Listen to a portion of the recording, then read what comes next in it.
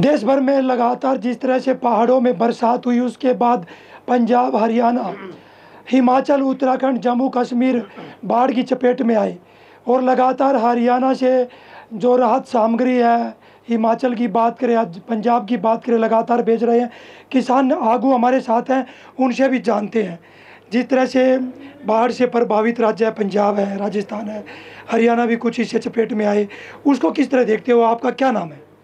मेरा नाम अमरजीत सिंह मौड़ी। मैं प्रेसिडेंट BKU शहीद भगत सिंह हरियाणा और KMM के हम मेंबर हैं।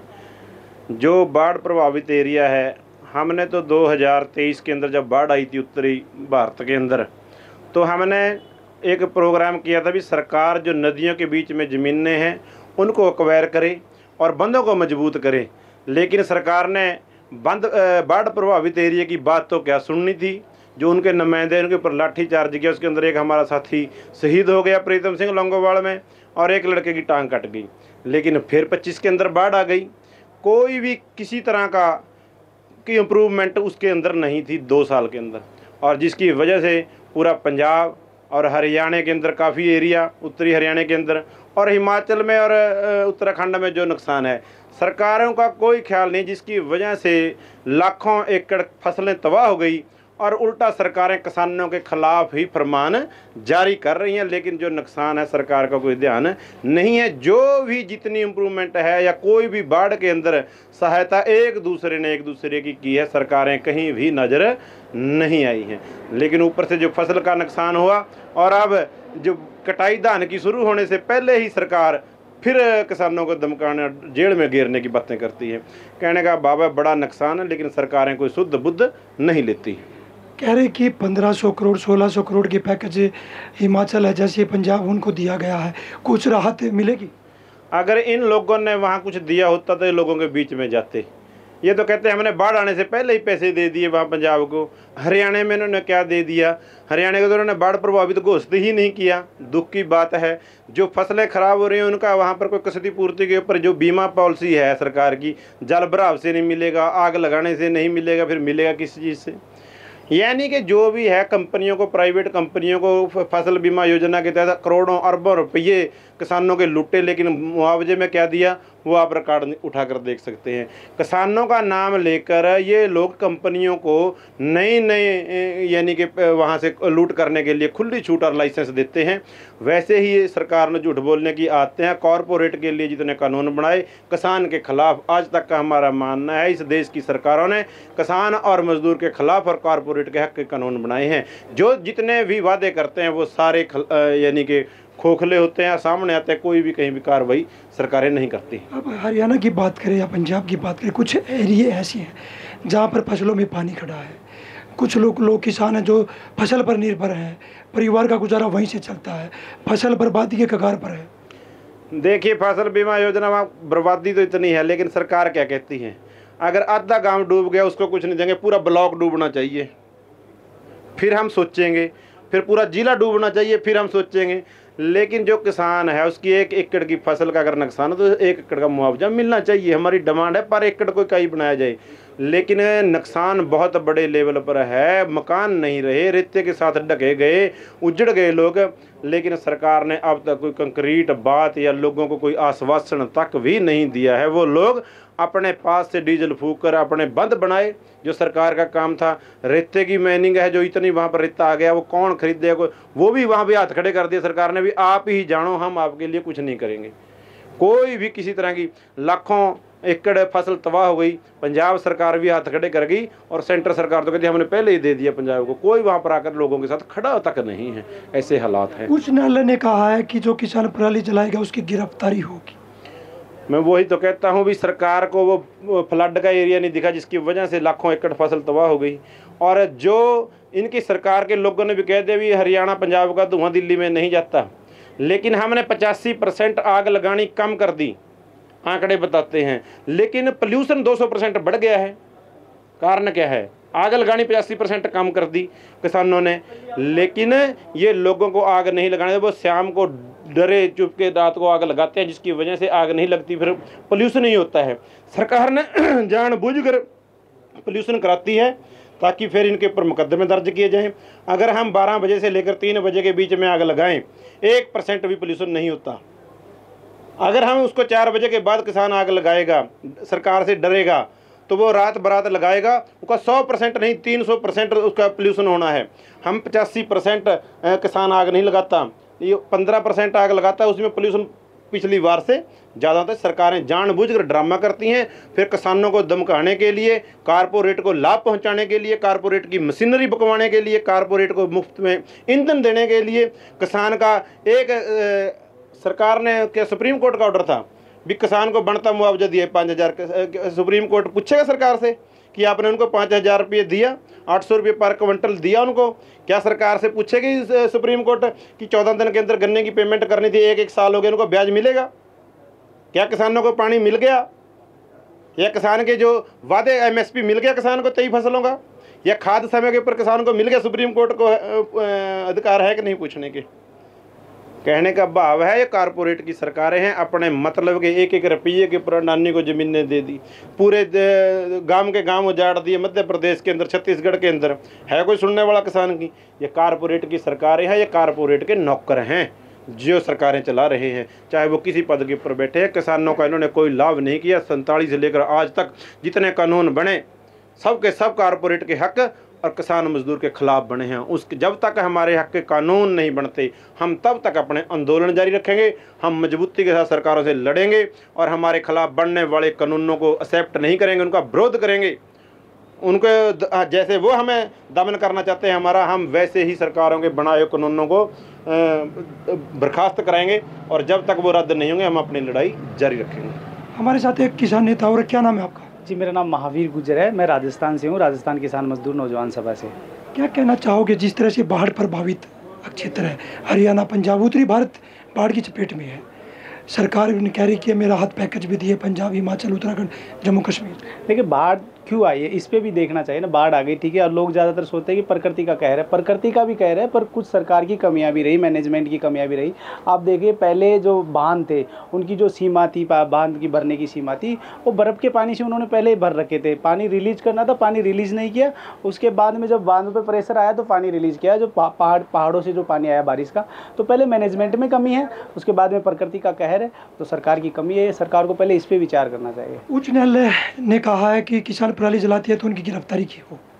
उच्च न्यायालय को सबसे पहले तो अपने गुणदोष से देखो, अगर कोई आदमी सुधार करना चाहे तो सबसे पहले खुद में सुधार करना चाहिए, फिर समाज में सुधार होता है। तो पहले तो उच्च न्यायालय को अपने कॉलेजियम सिस्टम को सुधारना चाहिए, उसमें हमारे लोग आए, हमारे जैसे फैसले हो, तब बात मानी जाए। और रही बात पराली की, तो पराली का अगर कोई उचित प्रबंधन सरकार को उच्च न्यायालय आदेश दे, वो सरकार उसका उचित प्रबंधन करे। और अगर उचित प्रबंधन नहीं कर रही है सरकार, तो ये मान के चलिए सरकार, किसान के पास फिर और कोई उपाय है नहीं, तो वो जलाना ही पड़ेगा उसको। हमारे साथ एक किसान नेता आगू और हैं, उनसे भी जानेंगे। क्या नाम है जी आपका? मेरा नाम गुरप्रीत सिंह संगा, KMM राजस्थान से। आज उच्च न्यायालय ने कहा है कि जो किसान पराली जलाते हैं उनकी गिरफ्तारी हो, कितना सही कितना गलत मान? साहब ये पल्ला झाड़ने वाली बात है। जब इन्होंने कुछ बोलना है उसके बारे में तो इन्होंने बयान वो देने हैं। मैं इनको बयान बोलूँगा, मैं इनको जजमेंट्स नहीं कहूँगा। ये कॉरपोरेट हाई कोर्ट के थ्रू बयान दिलवा रहा है। जैसे अंबानी का एक नाजायज़, बिल्कुल एक अवैध ज़ू बना है, एक चिड़ियाघर बना, इन्होंने जान के स्वयं उसकी PIL लगवाई और जान के उसको सुप्रीम कोर्ट से क्लीन चिट दिलवा दी। बिल्कुल वही इस केस में भी हो रहा है। चाहे बाढ़ का केस देख लीजिए, MSP का केस देख लीजिए, हर केस के अंदर पहले कॉरपोरेट एक पॉलिसी बनाता है, उस पॉलिसी का क्रियान्वयन करवाने के लिए, क्योंकि सरकार के आगे लोग खड़े हो जाते हैं, तो सरकार को ये बहाना देने के लिए कि ये तो कोर्ट का आदेश है, अदालती आदेश है, वो कोर्ट से कहलवाया जाता है। सरकार की सारी नाकामियों के ऊपर एक भी सवाल कोर्ट नहीं करती है। चाहे वो बाढ़ प्रबंधन को ले लिया जाए, चाहे MSP के ऊपर बात हो, सिर्फ 2 से 5% फसलें MSP में मिलती हैं, जो कि CACP द्वारा ठप्पा लगा के घोषित की हुई MSP है, वो भी नहीं मिलती है। कभी किसी कोर्ट ने आज तक पूछा नहीं। कोर्ट भी क्या है, 3-4 कौमों का एक कॉलेजियम, एक क्लब बन के रह गया है, जिनको मैं कहना चाहूँगा आज यहाँ, उनको ज़मीन के धरातल की नॉलेज ही नहीं है। आधे से ज़्यादा सुप्रीम कोर्ट, हाई कोर्ट के जजों को ये नहीं पता होगा कि आलू पेड़ पे लौट कर उड़ते हैं या ज़मीन के नीचे उगते हैं। इस सेंटेंस का भाव ये है कि वो ज़मीनी सच्चाइयों से दूर हैं, उनको किसान की परेशानी का नहीं पता है। उनको भी जो अब कोर्ट को भी जो आदेश आ रहे हैं, किसानों को दिल्ली जाने से रोकने के ऊपर पंजाब हरियाणा हाई कोर्ट ने आदेश दे दिया, तो सुप्रीम कोर्ट ने उसको रोककर अनर्गल बयानबाजी बोलूँगा सुप्रीम कोर्ट की, आप इनका अनशन तोड़वाओ, उनका अनशन तोड़वाओ, लेकिन उस बात पे नहीं आए कि किसान दिल्ली जाना चाहता है, उसका हक है, उसके ऊपर नहीं आए। तो इन बयानों को तो हम सीरियसली नहीं लेते हैं। जो सरकारें, पॉलिटिकल पार्टियां बयान देती हैं, कॉरपोरेट हमारे खिलाफ बयान देते हैं, तो ये न्यायपालिका के बयान भी अब उसी श्रेणी में आते हैं। क्या फिर किसान, जैसे धान की फसल की कटाई का समय आ गया, पराली जलाएंगे? हम इस सवाल को दूसरी तरह रखते हैं, क्या सरकार वो प्रबंधन करेगी जो सरकार को करना चाहिए? पहले वो सवाल है भाई, बच्चा कॉलेज जाएगा कि नहीं जाएगा, इससे पहले सवाल है बच्चा पैदा होगा, ब्याह करो, बच्चा होगा, बच्चा पढ़ेगा कि नहीं पढ़ेगा, उसकी बुनियादी ज़रूरतें, उसकी पढ़ाई लिखाई, फिर उसके नौकरी की बात उठती है। यहाँ पहले क्या पराली का प्रबंधन होगा? क्या कोऑपरेटिव लेवल पे सरकारें बातें करती थी कि हम यहाँ पर पराली प्रबंधन के लिए गांव स्तर पर मशीनें उपलब्ध करवाएंगे, हम प्रति एकड़ इतनी मदद उपलब्ध करवाएंगे जो कि अदालती आदेश की थी, हम क्रॉप डाइवर्सिफिकेशन करवाएंगे कि हर किसान पराली करे क्यों? सबको पता होना चाहिए कि 2 फसलों पे जो सरकार MSP देती भी है, एक पे 26%, एक पे 32% माल उठाती है, वो सरकार की अपनी भूख है, अपनी गरज है। उनको देश में जो 80-85 करोड़ लोगों का पेट भरना है, सरकार नहीं चाहती कि जन क्रांति हो जाए, लोग भूखे हैं, संसद को लूट लें, संसद को आग लगा दें। सरकार उसको दबाने के लिए ये MSP पे फसलें उठा रही हैं, वरना दाल पे क्यों नहीं, सूरजमुखी के क्यों नहीं? किसान चाहकर भी मक्का उगाना चाहता है, दाल उगाना चाहता है, अगर MSP मिले तो। अब बाढ़ प्रभावित एरिया को किस तरह देखते हो? हरियाणा, राजस्थान, पंजाब, उत्तराखंड, हिमाचल, जम्मू कश्मीर बाढ़ की चपेट में। सरकारों ने कहा कि राहत पैकेज भी दिए हैं। हरियाणा के किसान कुछ सामग्री लेकर पंजाब रवाना भी हुए हैं। साहब, अगर गुड इनफ पैकेज, जो शब्द यूज़ होता है गुड इनफ की, अगर वाजिब पैकेज दे दिए होते और वो पैकेज धरातल पे लोगों को नज़र आ रहे होते, तो राजस्थान से, हरियाणा का भाई तो जा ही रहा है क्योंकि नज़दीक भी थोड़ा रुकता है, फिर भी जा रहा है। उसके अलावा राजस्थान में मेवात से, सीकर से, बांसवाड़ा से, डूंगरपुर से सामान जा रहा है, वरना कोई वहाँ के लोग मना ही कर देते कि आप इतनी दूर से डीजल फूंक कर मत आओ। प्रबंधन की कमी ही बाढ़ के प्रबंधन में भी है, उससे पहले पानी के प्रबंधन में बहुत बड़ी कमी है। अब तो डेटा कुछ दिनों बाद निकल के आ गया कि जब बाढ़ का स्तर ऊपर से पीछे से बढ़ रहा था, पानी की आवक के आपको आंकड़े दिखाई दे रहे हैं। बांध 426 मीटर पर भर चुका है, 426.5 हो चुका है और छोड़ा नहीं जा रहा, और फिर उसको और भरा जा रहा है, और एक साथ फिर 2 लाख क्यूसेक, 4 लाख क्यूसेक पानी छोड़ा जा रहा है। ये एक षड्यंत्र की तरफ इशारा करता है। आम आदमी पार्टी वाले कह रहे हैं भाजपा ने किया है, भाजपा वाले कह रहे हैं आम आदमी पार्टी ने किया है, और ये क्रिमिनल कॉन्स्पिरेसी है, हम अब इस बात को जानते हैं। उसके ऊपर से एक मुंह दिखाई के तौर पर प्रधानमंत्री जाते हैं, हेलीकॉप्टर से उड़ते हैं, ज़मीन पे क्यों नहीं नज़र आ रहे हैं? ज़मीन पे भाजपा के कार्यकर्ता क्यों नहीं नज़र आ रहे हैं? 4 फोटो, आप उनको छोड़िए, नेताओं को मैं दोष नहीं दूंगा, कलेक्टर तक सिर्फ रील बनवा रहे हैं, वहाँ पर सिर्फ एक एक कट्टा हाथ में तसला। कलेक्टर का काम ये तसले उठाने नहीं होता है, कलेक्टर का काम एक एक बुढ़िया को लड्डू खिलाना या एक रोटी खिलाना नहीं होता है। कलेक्टर का काम उसकी प्लानिंग होता है, उस प्लानिंग का क्रियान्वयन उसका काम होता है। हर तरफ सरकारें फेल है, ब्यूरोक्रेसी भी फेल है, और जो लीडरशिप है पॉलिटिकल वो भी फेल है। इसलिए किसानों को एक दूसरे की मदद के लिए अब आगे जाना पड़ रहा है। अब किसानों का क्या स्टैंड रहेगा न्यायपालिका की इस नियम पर कि पराली जलाएंगे तो गिरफ्तारी होगी?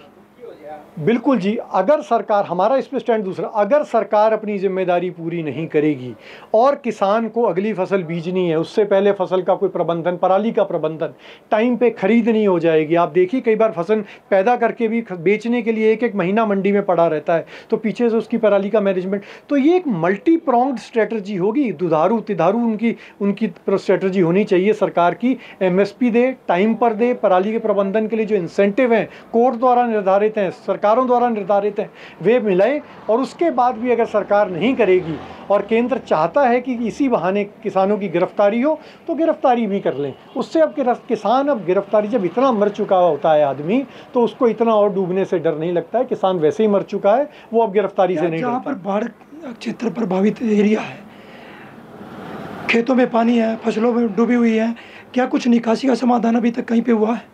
साहब, गांव का हर आदमी जानता है, अफसर नहीं जानते, नेता नहीं जानते कि जितना खतरा बाढ़ आने के वक्त होता है, जैसे ही बाढ़ का पानी उतरता है, सबसे ज़्यादा संकट गाँव के ऊपर उस बाढ़ग्रस्त इलाके में तब आता है। जो बने खड़े मकान आज भी दिख रहे हैं, बाकी तो ढह गए 20-20, 10-10 फुट पानी में। जो खड़े भी हैं वो धूप निकली जैसा आज मौसम हुआ है, मकानों में 2-2 फुट की, 1-1 फुट की दरारें आ रही हैं, छतें गिर रही हैं।